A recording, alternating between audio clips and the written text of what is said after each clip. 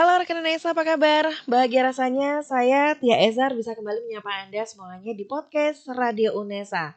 Kali ini di Bincang Unesa Profil Prodi hadir satu sosok yaitu Kajur S1 Bahasa dan Sastra Mandarin. Saya perkenalkan Dr. Anas Ahmadi MPD. Halo Pak, apa kabar? Hai, halo Mbak, halo. Mungkin mau menyapa rekan Indonesia, monggo silakan. Halo teman-teman, halo Bapak Ibu dosen sekalian. Sudah gitu aja Pak? Oke, gitu aja.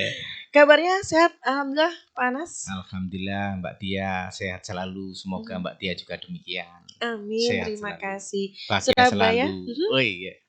Selalu apa Pak ini Pak? Semoga sehat selalu juga, bahagia selalu juga. Amin, itu penting apalagi pandemi COVID-19 ini kalau bicara imun ini harus terus ditingkatkan gitu ya, apalagi imun kebahagiaan. Wah, sih yang mantap ini ya. Pak Anas, Surabaya akhir-akhir ini kan hujan gitu ya. Kemudian masih di pandemi, bagaimana suasana perkuliahan di kelasnya jenengan ini? Oke, terima kasih Mbak Tia. Kalau masalah hujan itu kan tidak akan mengaratkan asa ya. Jadi kalau kuliah ya kuliah, hujan yang hujan. Jadi hujan biarlah hujan, tapi tetap kuliah. Karena gitu itu ya? Hujan berlalu tapi kuliah tetap berjalan. Asik. Oke, beliau ini adalah Kajur S1 Bahasa dan Sastra Mandarin. Saya penasaran gitu ya. Kalau ternyata beliau ini sebetulnya bukan asli dari Mandarin ya, tapi Sidoarjo gitu ya, dari Sidoarjo. Dan beliau mengajar aktif di Bahasa dan Sastra Indonesia juga. Mungkin bisa diceritakan sejarah dari prodinya dulu aja, dari jurusannya dulu. Oke, terima kasih Mbak Tia. Prodi Bahasa Mandarin ini sebenarnya kan jurusannya Bahasa dan Sastra Mandarin, terus prodinya hanya satu yaitu Pendidikan Bahasa Mandarin. Nah, prodi pendidikan Mandarin ini awalnya berdiri sekitar tahun 2010-2011. Dengan timnya itu ada Bu Dr. Mintowati yang sekarang jadi Wakil Dekan 1, ada Bu Dr. Heni Supandia yang waktu itu tim perumusnya, dan juga ada Pak Zainal Fanani. Nah, lama-kelamaan berkembang dan sekarang akhirnya sampai pada tahun 2020 itu kami sudah menjadi jurusan. Jadi awalnya dulu prodi, sekarang sudah besar menjadi jurusan. Dan sekarang alhamdulillah sudah terakreditasi B. Semoga ke depan bisa terakreditasi A, harapannya begitu. Amin. Jadi terus semangat gitu ya. Jadi ada beberapa langkah yang harus dilakukan untuk bisa menuju A gitu ya. Betul. Jadi kalau secara peminatan di jurusan Bahasa dan Sastra Mandarin dari mulai ada sekitar tahun 2010-2011 sampai 2020, bagaimana peminatnya? Untuk peminat kita alhamdulillah sudah standar, tapi kalau kemarin memang kita mengurangi jatah. Jadi mengurangi jatah itu supaya dari segi kualitas lebih bagus. Jadi gitu. Banyak kalau kita buka kuota besar dan yang daftar besar, nanti kan kadang kualitas itu juga kurang optimal. Karena itu kemarin kita sepakati dengan tim dari jurusan, dengan tim dari fakultas juga. Jadi untuk kuota kita kurangi supaya yang masuk inputnya bisa lebih bagus secara kualitas itu tadi. Jadi kalau masalah pendaftar minat dari tiap tahun sudah mengalami penaikan itu tadi. Itu. Dan kelebihannya karena kami di Mandarin itu ada Confucius Institute yang kebetulan Unesa punya itu ya. Terus Confucius itu punya dosen native. Jadi kita saat ini biasanya ada sekitar 10 sampai 12 dosen native dari China itu yang mengajar di jurusan Mandarin. Jadi kelebihan kita itu. Terus yang kedua, karena kita punya Confucius, jadi mereka bisa belajar kursus di Confucius Institute. Jadi belum apa-apa, kita sudah disodorkan pada sebuah kelebihan gitu ya, pada sebuah banyak sekali keunggulan-keunggulan yang dimiliki jurusan S1 Bahasa dan Sastra Mandarin. Padahal saya baru bicara jumlahnya gitu ya. Tapi ini boleh menjadi sebuah awalan yang cukup bagus. Artinya untuk penikmat podcast Radio Unesa ini harus tahu gitu ya, tidak hanya Civitas Akademika tetapi di masyarakat di luar sana bahwa ini loh, Bahasa dan Sastra Mandarin ini punya native speaker gitu kan ya. Nah, sebelum ke sana nanti saya akan tanya. Ini kembali kepada masih untuk runtutannya supaya kita mencernanya lebih enak gitu ya ketika ngomongin sejarah, kemudian peminat. Ternyata peminatnya dari tahun ke tahun bertambah gitu ya. Untuk kelasnya jumlah mahasiswanya untuk kelas kami standar yang mulai tahun ini standar untuk kelas asing, jadi jumlah maksimal itu sekitar 25. 25. Kalau tahun kemarin memang kita lebih dari jumlah yang standar karena memang kita juga karena animo dari masyarakat tinggi kita sesuaikan. Tapi sekarang kita harapkan kita tidak hanya bicara tentang jumlah mahasiswa tapi juga bicara tentang kualitas dan juga kesesuaian di kelas pembelajaran bahasa. Jadi kita terima standar 25 per kelas, ada 2 kelas, ada 2 rombel itu. Dan ini mahasiswanya dari seluruh Indonesia atau ada mahasiswa asing yang ada di jurusan ini? Oke, terima kasih. Kalau mahasiswa asing tampaknya belum ya, karena ini kan jurusan bahasa dan sastra Mandarin. Jadi yang belajar otomatis kebanyakan dari Indonesia. Tapi mungkin kalau yang di bahasa Indonesia ada mahasiswa asing yang belajar bahasa Indonesia. Nah, itu. Oke, jadi semacam ada nantinya mungkin ada program student exchange gitu?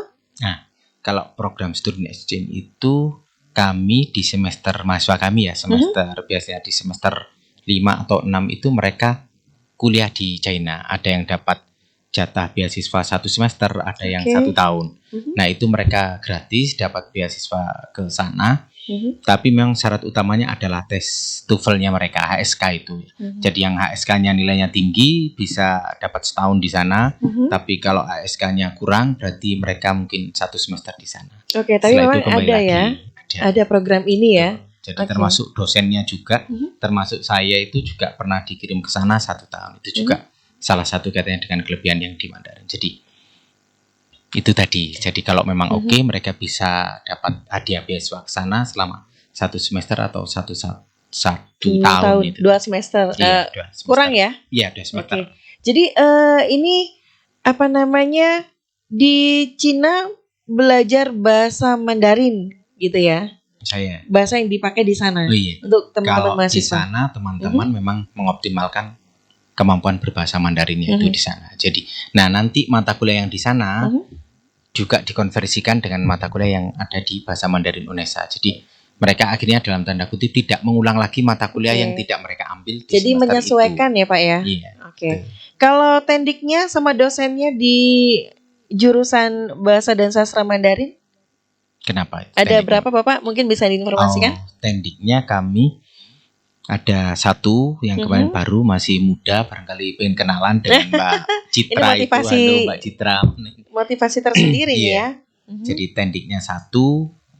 Terus yang kedua, kalau dosen kami itu karena kebetulan masih prodi baru, beberapa dosen yang utama itu ada 6 itu. Ada 1, ada Prof. Bandi, ada Dr. Mintowati, ada Dr. Zainal Fanani, ada Dr. Urip Zainal, ada Dr. Tengso, ada saya sendiri Anas, ada Dr. Miftahul Amri, ada Bu Mami MPD, ada Pak Khalih MPD.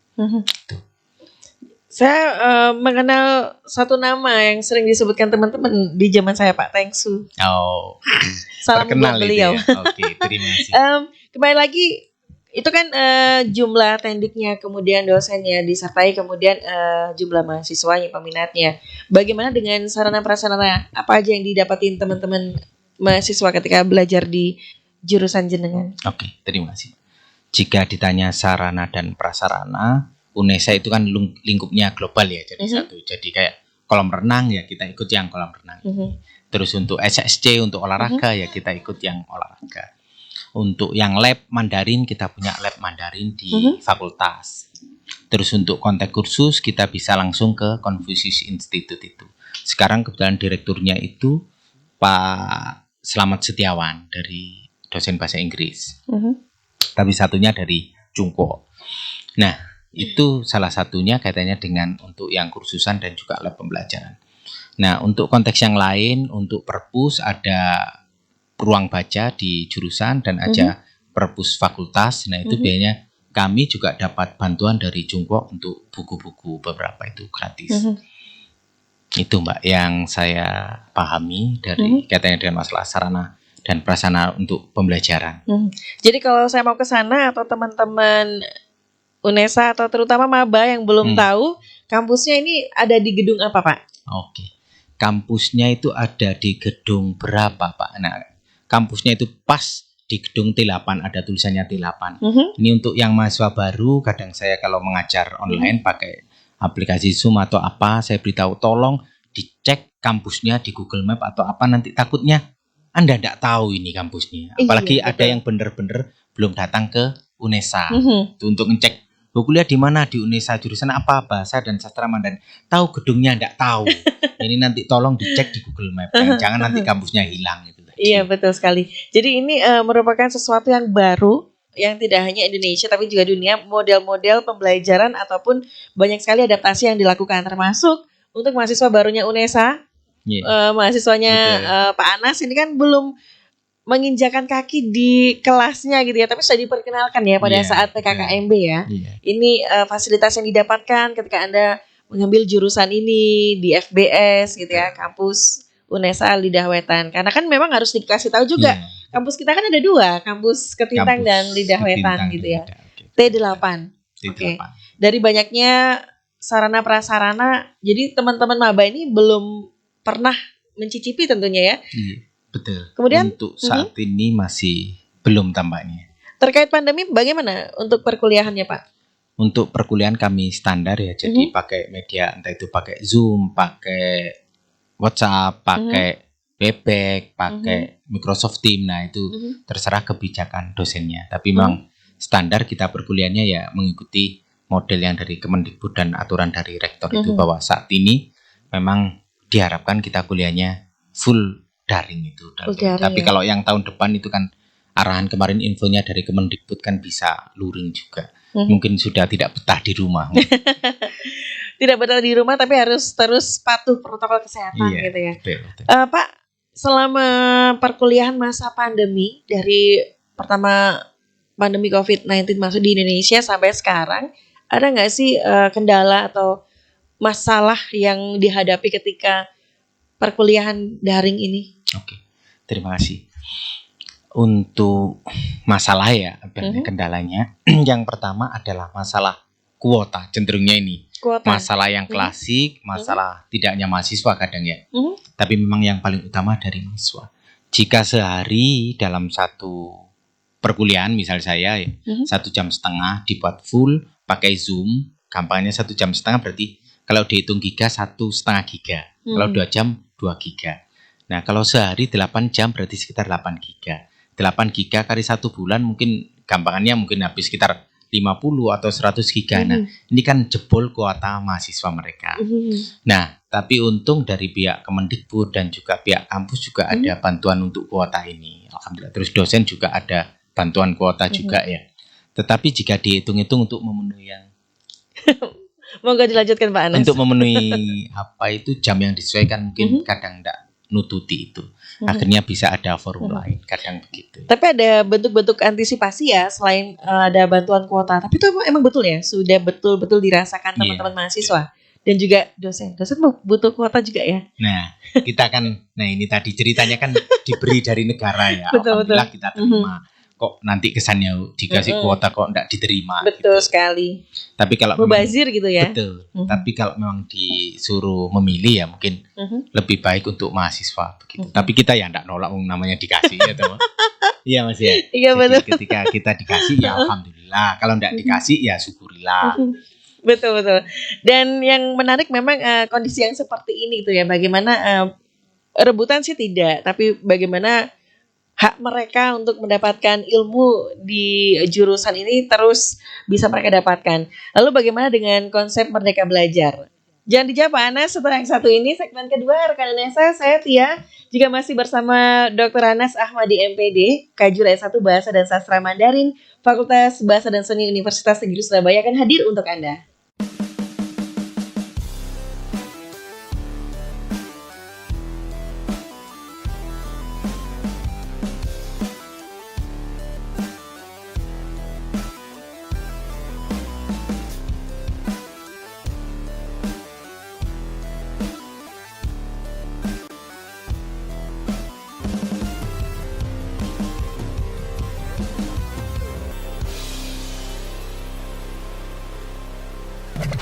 Radio Unesa.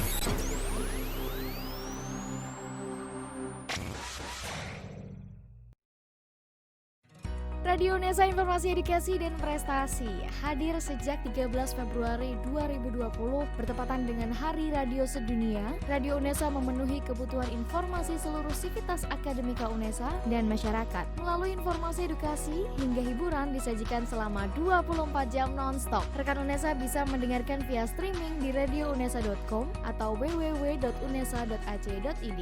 Secara audiovisual juga bisa disimak di kanal YouTube Radio Unesa. Langsung saja download aplikasi Radio Unesa di Play Store dan jadikan Radio Unesa teman beraktivitas Anda. Inilah Radio Unesa, informasi edukasi dan prestasi.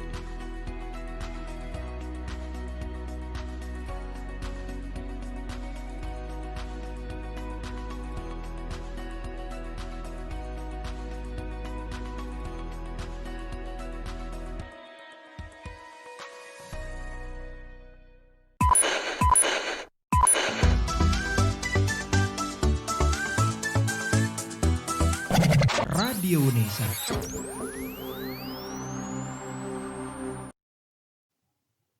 Masih dari studio lantai 2 Radio Unesa di kampus Universitas Negeri Surabaya, kampus Lidah Wetan.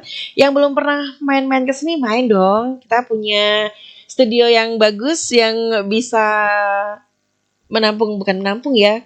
Mungkin bisa menceritakan, memotivasi, menginspirasi, termasuk hari ini sosok yang menginspirasi dari S1 Bahasa dan Sastra Mandarin, Pak Anas. Kita kembali lagi sebelum break, saya akan tanya gitu ya, terkait dengan Merdeka Belajar. Bagaimana untuk pengaplikasiannya di jurusannya Pak Anas? Baik, terima kasih Mbak Tia.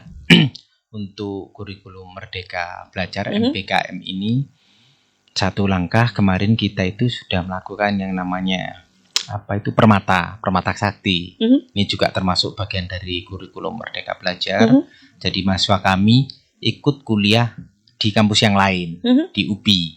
Jadi ada yang di UPI, terus satunya lagi dari kampus apa lagi kemarin, kalau tidak salah ITB atau apa, saya agak lupa, tapi yang jelas dengan UPI salah satu di antaranya. Jadi ini salah satu bagian dari MBKM.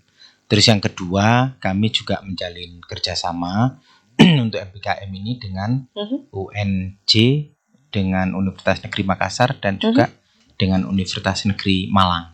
Jadi MOU-nya nanti kita sepakati, di antaranya adalah perkuliahan yang model model di suite ya. Jadi kami yang mengajar di sana dan yang beliau mengajar di sini, mahasiswanya juga belajar di sana dan mahasiswa sana juga belajar di sini. Salah satu di antaranya demikian. Dan sudah berjalan ya kurikulum Merdeka Belajar ini. Berarti di semester berapa ini? Di semester, kalau ini semester satunya masih belum optimal 100% ya. Tapi kalau dikaitkan dengan yang kita kerjasama ikut permata itu, berarti mereka di semester 5 kalau tidak salah. Semester 5 ya. Dan ini sudah berjalan ya Pak ya? Iya, sudah berjalan. Sebetulnya enaknya kalau benar-benar secara fisik ke sana ya, tapi berhubung pandemi secara daring gitu ya. Sementara daring dulu. Apakah dari kurikulum Merdeka Belajar ini di jurusan S1 Bahasa dan Sastra Mandarin ada masalah? Kalau masalah tentu hampir semuanya bermasalah ya. Dalam tanda itu artinya masalahnya adalah karena ini awal, masih baru, kami masih meraba-raba, mengecek, memilah apakah ada tambahan atau dan yang lain. Nah, sampai saat ini di kurikulum kami yang terbaru, karena UNESA juga yang termasuk mendukung kurikulum Merdeka Belajar ini ya. Untuk draft itu sudah kami fikkan ya. Cuman memang ada yang, kalau yang jurusan lain ada yang sudah uji publik, ada yang belum gitu ya. Oke. Jadi teman-teman mahasiswa ini tetap didampingin ya, tetap dimonitoring sama dari dosen untuk bagaimana ketika mereka mendapatkan perkuliahan atau mata kuliah yang ada dari kurikulum Merdeka Belajar itu tadi. Oke. Dan respon teman-teman bagaimana Pak? Atau gini, wah harusnya saya benar-benar ke sana Pak gitu ya. Untuk respon ini kalau kemarin ini kan memang berbeda dengan yang tahun lalu. Jika yang tahun lalu misalnya mereka yang dapat model permata, jadi mereka memang benar-benar ke sana, ke tempatnya sana. Nah, kalau saat ini memang ada kelebihan, ada kekurangannya ya. Kelebihannya adalah mereka tidak perlu jauh-jauh datang ke UPI, ke UNJ atau ke UNS, cukup di rumah saja sudah bisa mengikuti. Cuman anak yang suka challenge, anak yang suka travel lah ini kan Traveling, nggak nyaman, ya, betul. karena hanya di rumah saja. Padahal pengennya kan ketemu dengan orang yang berbeda, dosen yang berbeda. Gitu. Oke, mudah-mudahan ketika mereka ingin seperti itu, doanya ini ya dikuatkan gitu ya, ditingkatkan supaya pandemi ini segera sirna. Kemudian kalau di jurusan Pak Anas, kalau misalnya ada anak yang mau masuk ke jurusan S1 Bahasa dan Sastra Mandarin, apa yang harus mereka miliki sebelumnya? Mungkin ada anak-anak SMA yang lagi dengerin podcast kita ini dan mereka tertarik ingin masuk atau mempelajari Bahasa dan Sastra Mandarin, apa yang mereka harus miliki dulu? Oke, terima kasih Mbak. Salah satu kata kunci jika masuk jurusan Mandarin, hampir semua jurusan ya, kata kuncinya itu kan cinta dulu ya. Cinta dulu. Minat itu ya. Oke. Kalau sudah cinta itu kan katanya Gomblo itu yang penyanyi asal dari Jombang itu yang terkenal di Surabaya. Kalau sudah cinta itu kan tai kucing rasa coklat. Jadi That's jika it. pengen masuk jurusan Mandarin berarti mereka harus punya dasar dulu cinta pada bahasa Mandarin. Karena kalau sudah cinta meskipun nanti dapat tugas banyak, hafalan banyak, nulis banyak, mereka tetap merasa senang karena sudah cinta. Betul. Jadi kata kuncinya memang sudah punya background untuk bahasa Mandarin. Karena itu beberapa yang masuk ke jurusan bahasa Mandarin 1 anak-anak yang dari jurusan atau program bahasa waktu SMA. Yang kedua memang di tempat mereka ada program bahasa Mandarinnya. Kayak kemarin ada yang dari Python, ada ini kan Python itu yang dari mana? Dari pondok pesantren apa Mas yang Probolinggo itu? Nurul Jadid misalnya ya. Jadi ini pondok pesantren tapi mereka menguatkan bahasa Arab, bahasa Inggris dan bahasa Mandarin. Nah, jika mereka masuk ke bahasa Mandarin ini jauh lebih bisa mengikuti akselerasi yang ada di jurusan Mandarin. Tetapi tidak menutup kemungkinan juga bahwa anak yang baru pertama belajar Mandarin ini bisa lebih baik juga. Karena itu kalau Rosi kan oke, saya kalah stat tapi saya menang di tikungan. Asik. Gitu ceritanya. Betul. Dan saya juga penasaran sih sebetulnya dari itu kan kalau misalnya awal mereka mau gabung gitu ya, mereka bisa paling tidak memiliki rasa cinta walaupun apapun lah backgroundnya mereka masuk gitu ya, entah terpaksa, ikut-ikutan atau apapun lah ya. Yang penting mereka masih bisa mengikutin. Sementara ketika perkuliahan berjalan, pernah nggak sih ada yang susah Pak ternyata gitu? Pernah nggak menemukan mahasiswa yang akhirnya seperti itu? Karena kan bahasa Mandarin ini kan ada tulisan yang harus dibaca. Kemudian bagaimana membacanya? Ini kan pasti butuh kemampuan lebih gitu kan ya? Terima kasih Mbak Tia. Kalau pengalaman seperti ini memang kami di awal perguruan masuk, saya sebagai ketua jurusan juga bertanya pada mereka. Pasti jawabannya satu, ada yang memang saya memilih jurusan Mandarin karena memang hatinya cinta. Ada yang terpaksa, ada yang dipaksa, ada yang karena adanya itu, dia milih itu. Terus saya beritahu, oke lah, yang iseng, yang terpaksa, yang dipaksa, silakan enggak apa-apa sekarang, tapi kelak kalian harus cinta loh ya. Jadi awalnya jadi iseng, nanti bosan iseng, akhirnya jadi seneng. Karena ada yang begitu ya. Berarti tapi ini PR cinta, ya, PR buat dosennya bagaimana nantinya teman-teman mahasiswa yang sudah masuk di jurusan ini keluarnya juga memberikan prestasi, tidak hanya untuk orang lain tapi untuk dirinya yang penting kayak gitu ya. Jadi kata kuncinya motivasi itu yang paling perlu. Jadi ada beberapa yang merasa Pak kok tugas beberapa ini berat. Nah, tugas mereka berat karena mereka itu belajarnya adalah selain bahasa Indonesia, mereka juga harus belajar bahasa Mandarin yang bahasa baru. Kalau bahasa Inggris misalnya mereka kan sudah pernah dengar mungkin di SD, SMP, SMA. Tapi kalau bahasa Mandarin kan masih baru bagi yang memang SMA tidak ada background bahasa Mandarin. Nah caranya bagaimana, yaitu tadi kata kuncinya cinta. Kalau merujuk pada bukunya Eric Fromm itu cinta tanpa syarat. Jadi memang belajar cinta tanpa syarat. Jadi kalau cinta tanpa syarat meskipun tidak dapat nilai A ya tetap senang karena sudah cintanya tanpa syarat, tidak butuh imbalan. Dan saya juga merasakan gitu kan, ketika teman-teman mengalami hambatan kesulitan, sementara ada yang membackup, ada yang mengcover tim dosen yang luar biasa. Nah ini mungkin menjadi salah satu solusi tersendiri. Lalu bagaimana memberikan perkuliahan di bahasa Mandarin ini? Apakah apalagi di pandemi ini kan, ada yang harus benar-benar ditunjukkan ini pengenalannya atau seperti apa? Karena kan banyak metode perkuliahan ya Pak ya, metode belajar. Bisa melalui film, bisa melalui musik, bisa melalui buku-buku legenda atau seperti apa kalau di S1 Bahasa dan Sastra Mandarin. Oke, terima kasih. Sebelumnya ini saya ceritakan sejarahnya dulu. Berdirinya Prodi Pendidikan Bahasa Mandarin di Indonesia ini kan tergolong baru. Dan dosennya beberapa memang tidak murni dari Mandarin. Indonesia ya ini ya? Nah, termasuk saya ini dari bahasa Indonesia ikut nimbrung di Mandarin, bahasanya begitu. Ada yang dari Jepang ke Mandarin, ada yang dari bahasa Inggris ke Mandarin. Nah, bahkan teman saya yang kaprodi di Malang itu kajur Jerman yang menjadi kajur Mandarin, dosen Jerman. Nah, dalam kaitan dengan pembelajaran ini pada masa pandemi kita memberikan yang model apa? Harapannya adalah semenarik mungkin tetapi tidak menjenuhkan. Karena kalau nge-zoom ini kan kita nonton layar terus di kotak ini kan capek. Betul. Jadi kita nanti ada waktunya, ada rehat dan nanti mungkin kadang kuliahnya kita bisa fleksibel. Mungkin pagi, mungkin kadang malam jam 8, mungkin kapan. Nah, supaya mereka tidak jenuh dengan jam-jam yang terlalu monoton mulai dari pagi sampai sore. Jadi apa strategi teman-teman? Gimana? Apa strateginya teman-teman untuk mengatasi strategi teman-teman untuk mengatasi satu jamnya disesuaikan. Jadi kadang tidak harus mengikuti jam perkuliahan, mungkin bisa sore, bisa malam. Nah, itu yang pertama. Yang kedua, mahasiswa juga bisa mempresentasikan karyanya sendiri. Terus yang ketiga, karya bisa diunggah ke YouTube, karya bisa di model media ke TikTok. Nah, itu salah satunya. Jadi mereka tidak melulu di Zoom saja, tapi boleh di YouTube, boleh di TikTok, boleh di apa. Nah, nanti kita yang ngecek gitu. Tapi sebelum pandemi, bagaimana memberikan perkuliahan? Apakah juga seperti yang disampaikan Pak Anas?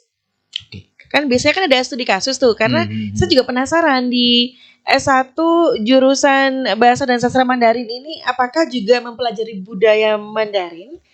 Kemudian kekhususannya dia, kecirian, apakah seperti hanya cuman bahasa saja, penulisan yang dipelajarin? Iya, terima kasih. Untuk Mandarin ini kan kita holistis ya. Jadi perspektifnya arahnya pada pendidikan bahasa dan sastra Mandarin. Tapi memang ada bagian, ada segmen yang kita juga mempelajari mempelajari budayanya Mandarin, sinologi. Jadi kita namanya belajar tentang kungfunya misalnya ya, kita juga mempelajari filsafatnya, kita mempelajari karena itu kami tiap tahun ada yang namanya Festival Mandarin, Manfest itu Mandarin Festival. Jadi budaya Mandarin yang pakai pakaian khas Mandarin, makanan Mandarin, ibaratnya dan yang lain dan itu. Nah, dalam konteks ini juga kita juga belajar filsafatnya Cina, budayanya Cina, ada mata kuliahnya itu sinologi. Kalau untuk filsafat memang ada studi yang di kajian sastranya ada filsafat sastra Mandarin itu bagiannya.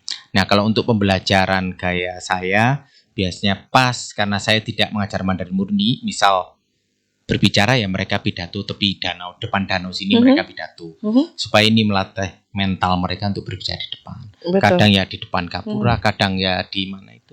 Di Citraland, pernah diusir satpam juga karena gara-gara tidak ada izin. Jadi gitu. Waktu pidato, terus saya minta maaf, setelah itu ya sudah kita pergi. Tapi itu harapan saya untuk melatih mental mahasiswa, jadi mereka tidak hanya pidato di kelas saja, tapi di luar. Betul sekali.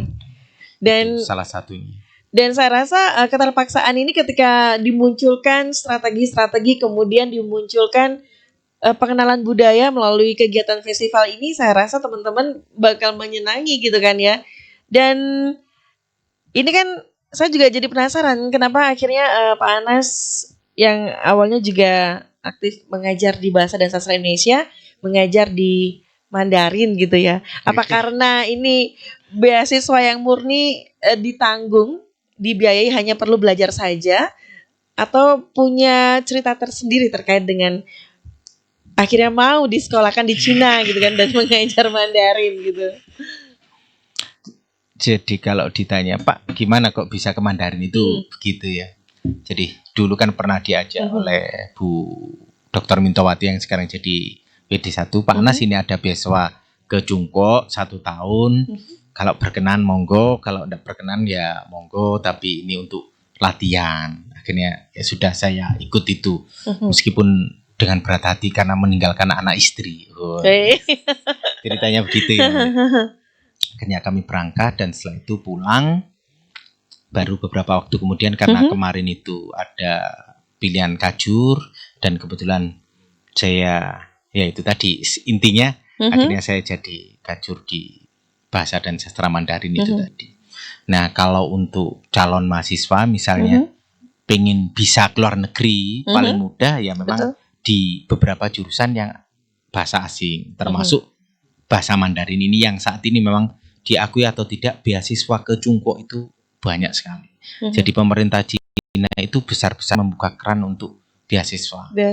Bahkan jalur seleksi ataupun yang non seleksi. Non seleksi itu artinya ini ada beasiswa 5, silakan siapa yang mau berangkat. Dan saya sih nggak kaget gitu ya, karena saya membaca profil dari Pak Anas ini luar biasa, menjadi wisudawan terbaik S1 dengan pujian cum laude di 2004. Kemudian wisudawan terbaik S2 dengan pujian yang sama cum laude di tahun 2006. Wisudawan dengan pujian cum laude S3 UM 2018 dan peneliti kategori penyaji terbaik di tahun yang sama. Kemudian penerima hibah buku ajar Kemendristek Dikti 2019 dan penerima insentif buku ajar Kemendristek Dikti 2019. Waduh, tamu saya ini luar biasa ya ternyata. Dan ketepaan saja. Dan artinya ini menjadi sebuah keunggulan yang dimiliki jurusan S1 Bahasa dan Sastra Mandarin gitu kan. Dan ini menjadi sebuah motivasi dan juga inspirasi untuk rekan-rekan mahasiswa. Ternyata nggak salah ketika mereka akhirnya memutuskan menjadi mahasiswi S1 Bahasa dan Sastra Mandarin. Setelah yang satu ini saya mau bertanya lagi seputar kerjasama mungkin yang akan digagas, kemudian bagaimana alumni berkontribusi, bagaimana mahasiswa berprestasi, kemudian festival Mandarin yang ada di jurusan Pak Anas setelah yang satu ini di segmen yang ketiga.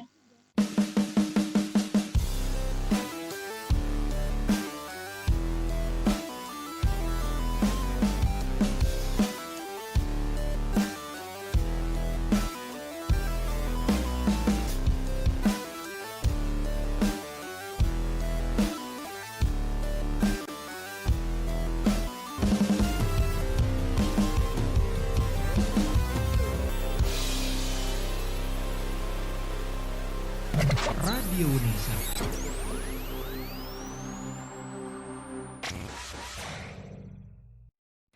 Radio Unesa Informasi Edukasi dan Prestasi hadir sejak 13 Februari 2020 bertepatan dengan Hari Radio Sedunia. Radio Unesa memenuhi kebutuhan informasi seluruh sivitas akademika Unesa dan masyarakat. Melalui informasi edukasi hingga hiburan disajikan selama 24 jam non-stop. Rekan Unesa bisa mendengarkan via streaming di radiounesa.com atau www.unesa.ac.id. Secara audiovisual juga bisa disimak di kanal YouTube Radio Unesa. Langsung saja download aplikasi Radio Unesa di Play Store dan jadikan Radio Unesa teman beraktivitas Anda. Inilah Radio Unesa, informasi edukasi dan prestasi.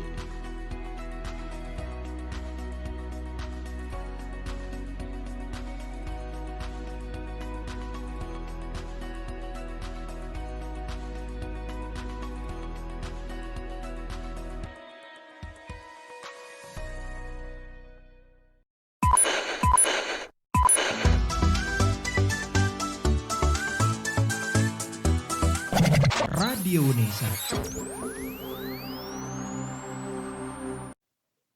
Senang rasanya bisa ngobrol dengan seorang yang pintar, yang siapa tahu nular gitu ya kepintarannya. Kita nggak ngomongin usia, tetapi pintar juga, kemudian nular juga berkahnya, rezekinya, motivasinya gitu ya. Dan membaca profil beliau ini sangat banyak sekali. Dan seperti yang sudah saya sebutkan sebelum break di segmen yang ketiga ini, Dr. Anas Ahmadi MPD. Sebetulnya cita-citanya apa sih gitu ya? Waduh, ini kalau bicara cita-cita itu kan historisnya jauh ini Mas ya. Mbak Tia ini seangkatan dengan saya ini. Nah, ini jadi ketahuan usianya dong gitu. Juga angkatan tahun 2000. Kalau ditanya jujur ini, berarti tidak jujur juga bisa ya. Boleh. Cita-cita saya dulu itu banyak sekali ya. Jadi pernah itu pengen jadi tukang becak ya, pernah pengen jadi tukang jahit karena memang tidak bisa apa-apa dulu itu. Tapi suatu ketika akhirnya pengen jadi guru SD mungkin paling gampang. Mhm. Akhirnya cita-cita saya itu kan gagal, tidak bisa jadi guru SD. Jadi saya itu agak gimana gitu ya. Jadi Tidak jadi guru itu, SD tapi jadi dosen, ini saya jadi curiga, ini maksudnya bagaimana ini Bapak ini ya? ini cita-cita yang tidak sukses kan gagal ya. Jadi Mhm. tidak sesuai dengan cita-cita, ini orang yang tidak baik karena tidak sesuai dengan cita-cita. Mhm. Itu tidak. Jadi cita-cita saya dulu memang tidak punya impian jadi Mhm. dosen ataupun Mhm. jadi apa ya. Paling tinggi dulu itu jadi guru karena dulu ya juga pernah jadi cleaning service. Jadi setelah sekolah SMA saya pernah jadi cleaning service karena enggak bisa apa-apa. Jadi mau kuliah takut, mau ngapain takut, akhirnya udah jadi cleaning service ini mungkin paling. Jadi dulu kalau mau kenalan dengan cewek itu waktu ditanya loh kerja di mana? Kerja di DPRD. Tapi enggak bilang kalau jadi cleaning service. Wah, gitu gue ya. Jadi sama teman itu kalau ketemu cewek cerita kerja di DPRD tapi jadi cleaning service. Jadi ceweknya pasti sudah pindah itu. Wah, enggak cocok. Itu cerita saja masa lalu. Jadi cita-cita saya dulu yang paling utama pengen jadi guru SD. Karena bapak saya itu guru SD. Jadi guru SD itu enak ngajar anak-anak, gampang. Jadi karena kebetulan waktu itu bapak saya ngajar di kepulauan. Jadi mungkin masuknya itu pukul 8, pulang pukul 10, gampang gitu loh jadi guru SD itu. Tapi ternyata di perjalanan akhirnya bisa jadi dosen itu tadi. Berarti ini gagal cita-cita saya. Itu. Atau malah sebentar. ketika gagal atau malah mendapatkan kesempatan yang luar biasa gini ya. Ini seperti bentuk revenge yang mantap ini ya. Tadi sempat disinggung ada Confucius Iya. Institute. Itu apa Pak? Betul. Confucius Institute itu salah satu kerjasama antara UNESA dengan pemerintah Cina, katanya dengan pembelajar Mandarin, bidang pendidikan. Nah, bisa ada Confucius jika kampus tersebut itu memiliki jurusan Mandarin. Oke. Nah, salah satu di Jawa Timur Jadi ini syarat yang ya. dapat yang dapat Confucius Institute ini Universitas Negeri Surabaya. Oke. Ini apakah termasuk kecirian atau keunggulan yang dimiliki UNESA terutama di jurusan S1 Bahasa dan Sastra Mandarin? Ya. Itu salah satu keunggulan kami karena melalui Confucius ini nanti anak-anak yang studi yang 1 semester, 2 semester itu dibantu oleh jalur Confucius yang dapat beasiswa ke Cungko itu tadi. Bahkan mereka yang setelah S1 terus kuliah S2 di Cungko juga kebanyakan dibantu oleh Confucius ini. Cungko University. Betul. Jadi ada sekarang itu ada 3 dosen kami yang alumni dari Bahasa Mandarin UNESA, terus S2-nya kuliah di Cungko, terus sekarang kita rekrut jadi dosen di jurusan kita itu tadi. Oke. Gitu. Jadi kita cinta produk dalam negeri. Terus berkuliahnya apakah pakai bahasa Mandarin gitu untuk melancarkan? Karena kan tadi sempat sebelum kita mulai perbincangan gitu kan, saya menyebutkannya aja salah gitu kan, karena penyebutan salah bisa bermakna salah juga. Betul. Jadi di Mandarin memang untuk yang native biasanya full menggunakan bahasa Mandarin. Yang native. Kalau untuk yang dosen lokal, dosen dari sini ya kadang pakai Mandarin, kadang pakai bahasa Indonesia. Karena terutama yang kasihan adalah mahasiswa yang semester awal yang belum kenal bahasa Mandarin. Ini kan butuh perkenalan dulu. Jadi kadang bahasa Indonesia, kadang Mandarin di switch. Tapi kalau yang sudah kelasnya semester 5, semester 6 mungkin yang sudah oke. Nah, ini ketika native mengajar full bahasa Mandarin mungkin mereka lebih optimal. Jadi ini struktur anatomi lidahnya ini harus dikondisikan gitu ya. Jadi yang mulai belum dipoles sama yang sudah dipoles. Pernah nggak sih Pak mengalami pengalaman yang lucu terkait mengajar perkuliahan? Karena kan apalagi kalau mahasiswanya Bapak banyak mana? Dari Surabaya, dari luar kota, luar pulau ada? Ini kan karena biasanya kan perbedaan bahasa, kemudian struktur anatomi lidah. Ini kan juga berpengaruh saya pikir untuk pengejaannya, untuk spellnya. Bagaimana Pak? Kalau pengalaman saya pribadi mengajarnya itu kan mata kuliah yang umum ya. Kan saya mungkin ngajar teori sastra, literasi digital atau bahasa Indonesia. Nah, untuk pengalaman anak-anak kami, kebanyakan memang berasal dari Surabaya, Sidoarjo, dari area-area sekitar ini. Karena mata kuliah di prodinya kan bahasa Mandarin. Tapi beberapa yang dari luar juga ada. Nah, kalau ditanya kaitannya dengan logat, ya Mhm, pasti cenderung betul, mereka logat. masih menggunakan logat-logat mereka. Misal Mhm, logat Jombangan, logat Kulon, logat mhm, Maduraan, itu masih kelihatan.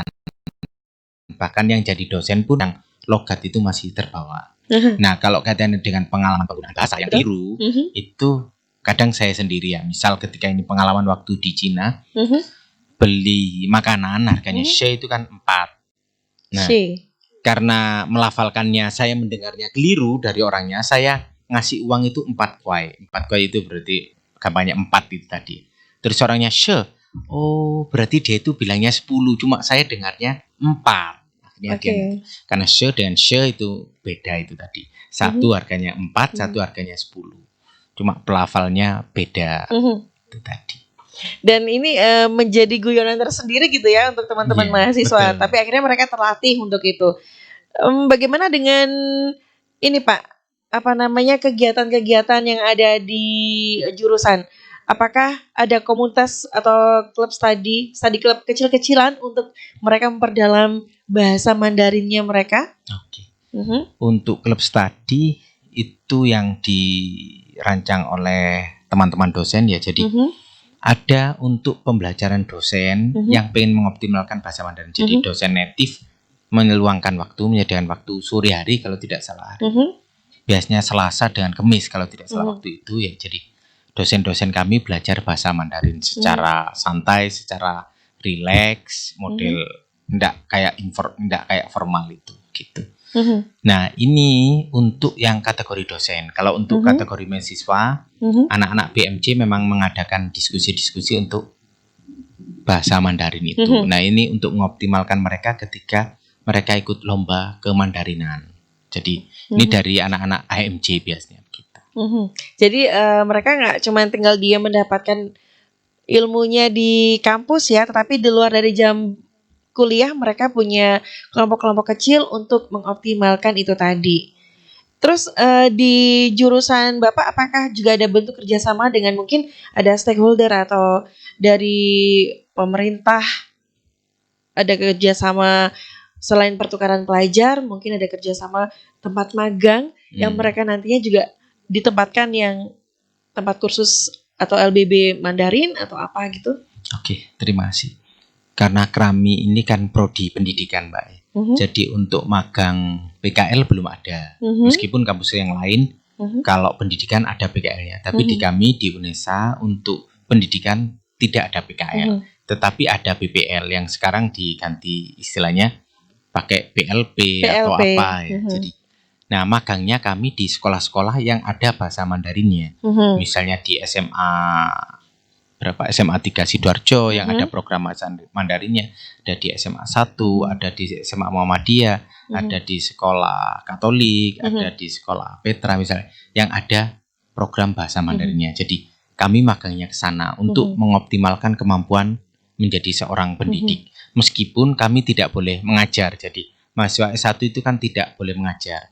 Cuman magang saja, belajar cara mengajar, memahami, menilai, baru ketika mereka profesi yang S1 1 tahun, kok S1 1 tahun, 1 tahun PPG itu ya, baru mereka memang itu wajib mengajar itu.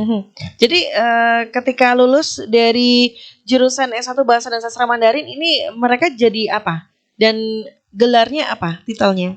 Untuk core utama prodi pendidikan, berarti mereka gelarnya SPD. Tapi biasanya dipelesetkan anak-anak itu kan sarjana penuh derita itu. Loh, kok gitu ya? Iya. Sarjana pancen dadaan atau apa. Nah, untuk SPD ini core utamanya adalah menjadi pendidik. Jadi mereka jadi guru, entah itu di sekolah, di LBB, atau yang lebih optimal lagi mereka melanjutkan studi S2, baik di dalam negeri atau di luar negeri. Jadi ada beberapa yang melanjutkan di S2 UNESA dan ada juga yang melanjutkan di luar negeri. Ada juga yang melanjutkan ke jenjang pernikahan. Nah, ini pilihan nih. Karena itu ketika saya serius mendengarkannya ternyata ke jenjang pernikahan. Tapi itu emang benar ya, gitu ya. Jadi ijazah itu memang mau dibawa kemana satu lembar? Betul. Ke jenjang S2, ke jenjang kerja jadi guru, ke jenjang pelaminan. Nah, ini kan pilihan ya. Atau ada juga yang dari kami itu kerjasama dengan elektronik untuk HP atau apa. Nah, akhirnya mereka kerja di sana untuk penerjemah. Bahkan ada yang jadi dosen kami juga ada yang jadi saksi ahli bahasa. Jadi kalau ada orang yang bermasalah dan kebetulan orang dari Cungpo, ini butuh dosen dari kami. Butuh interpreter gitu ya? Untuk interpreter bahasa Mandarin. Bahasa Mandarin. Oke. Jadi paling tidak teman-teman mahasiswa ini juga tahu bahwa nanti mereka setelah lulus mau kemana gitu kan, diberi informasinya. Dan memang core utamanya adalah mereka pendidik gitu kan ya. Untuk alumninya Pak, apakah masih berkomunikasi dengan Civitas Akademika? Oke, terima kasih. Untuk alumni itu saat ini ya dan kalau saya amati memang mereka solid ya. Jadi ketika ada acara penerimaan mahasiswa baru, alumni yang memang dulu jadi ketua HMJ, jadi tim di HMJ mereka datang sama seperti masanya Mbak Tia dan masa saya dulu ya. Jadi kakak kelas itu masih datang memberikan gitu ya, tambahan, memberikan masukan. Oh nanti itu sebenarnya begini dan gitu. Dan saya rasa ini positif ya. Terus yang kedua juga ada ikatan alumni juga, tapi memang sampai sekarang masih belum optimal bagaimana kegiatan planningnya tiap tahun itu bagaimana. Tapi untuk alumni mereka apresiatif dan kontributif. Jadi misal saja ada kegiatan seminar mereka berbondong-bondong untuk ikut. Ya baik yang kategori yang luring ataupun daring. Berarti apakah pernah diadakan semacam survei atau galang data untuk alumni yang sudah berkontribusi atau alumni yang sudah sukses gitu, untuk biasanya kan memberikan motivasi untuk teman-teman mahasiswa juga. Apakah di jurusan Pak Anas juga mendatanya? Untuk data secara real belum ya. Tetapi untuk yang grup di WA kami ada jadi grup IKA alumni tahun 2001, tahun 2010, 2011 dan sampai sekarang ada. Jadi ada yang grup jadi satu gelondongan, ada yang grup tiap tahun, tiap yudisium ada sendiri. Nah, ini kontribusi mereka. Nah, kalau yang alumni memberikan motivasi, kayak kemarin ada alumni kami yang memberikan motivasi gimana belajar di luar negeri gitu-gitu. Ada. Oke. Dan ini sudah hampir di penghujung segmen, Pak. Harapannya ke depan seperti apa? Baik untuk mahasiswanya atau mungkin Bapak secara pribadi kepada masyarakat yang sekarang lagi menyimak podcast Radio Unesa. Oke, terima kasih. Untuk harapan terakhir, bukan harapan terakhir ya. Jadi harapan untuk mahasiswa bahasa Mandarin Unesa itu satu kata kuncinya memang cinta tanpa syarat ya ketika belajar. Jadi ketika terlalu banyak tugas berdarah-darah, maka ingatlah pepatah, seorang pelaut yang hebat tidak akan pernah lahir dari laut yang tenang. Jadi banyak gitu. Jadi kalau terlalu tenang nanti tidak ada kerjaan sama sekali. Tidak ada tantangan gitu ya. Jadi kata kuncinya cintailah tanpa syarat. Yang kedua motivasi, kerja keras dan belajar cerdas. Jadi kalau pinter saja tidak belajar ya percuma nanti akhirnya tenggelam. Terus perlu kerja keras, kerja cerdas dan berdoa ini tadi. Dah itu saja dari saya itu. Tapi Pak Anas masih bisa berbahasa Mandarin kan ya? Masih bisa. Oke. Ini kan karena mau di puncak Disnatalis ke-56 UNESA, mungkin mau mengucapkan selamat dan sukses Disnatalis UNESA dengan bahasa Mandarin. Nah, kalau ini enggak hafal saya.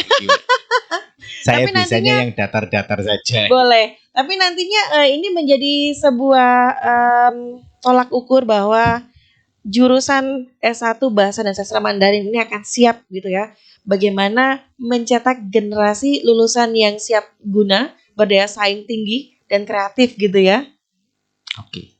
Kalau ini tadi memang insya Allah di jurusan Bahasa Mandarin Unesa ya. Mereka sebelum lulus sudah banyak yang kerja. Tapi kadang ini juga kurang bagus, kurang maksimal juga, takutnya nanti mengganggu perkuliahan. Jadi ada yang sudah kerja jadi penerjemah, jadi tutor di kursusan ya, karena bahasa Mandarin ini kan juga sangat dibutuhkan, terutama yang dari mungkin dari sekolah-sekolah internasional yang ada bahasa Mandarinnya itu tadi. Oke, luar biasa. Dan terima kasih Pak Anas. Saya yakin jenengan ini sibuk gitu ya. Banyak sekali yang harus dilakukan.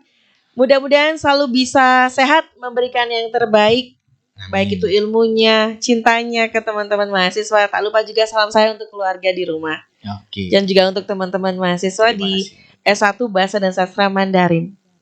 Sukses Pak Anas. Sama-sama Mbak Dia. Dan sungguh kesempatan yang luar biasa bisa bertemu langsung dengan Pak Anas yang kalau dibaca CV-nya ini nggak akan habis 1 jam ya. Kalau kita harus mengkuliti gitu ya. Tapi ya inilah beliau yang walaupun cita-citanya menjadi guru SD tidak terwujud tetapi menjadi dosen S3 pula, dan mudah-mudahan semangatnya untuk memberikan yang terbaik untuk putra bangsa tidak berhenti sampai di sini. Amin. Gitu ya. Baik, terima kasih Pak Anas. Mohon maaf lahir batin jika ada yang kurang berkenan. Sama-sama. Dan mungkin bisa menginformasikan ke kami untuk kegiatan-kegiatan teman-teman di jurusan. Mungkin ada Manfest, Mandarin Festival, mungkin bisa berkoordinasi dengan Mas Suryo ataupun Basna ataupun tim Radio Unesa yang lainnya. Sukses ke depannya. Sekali lagi terima kasih sudah menyempatkan waktu berharganya untuk mengunjungi studio Radio Unesa. Sama-sama. Itu dia rekan Unesa, Dr. Anas Ahmadi MPD, yang ternyata kita seangkatan. Dan tetapi saya nggak ada apa-apanya dibandingkan beliau gitu ya. Sekali lagi untuk rekan Unesa, jangan lupa selalu menyimak podcast Radio Unesa di aplikasi di Radio Unesa, kemudian di Spotify juga. Dan jangan lupa untuk memfollow semua sosial media Radio Unesa. Saya Tia Eser pamit. Wassalamualaikum warahmatullahi wabarakatuh. Waalaikumsalam warahmatullahi wabarakatuh. Terima kasih.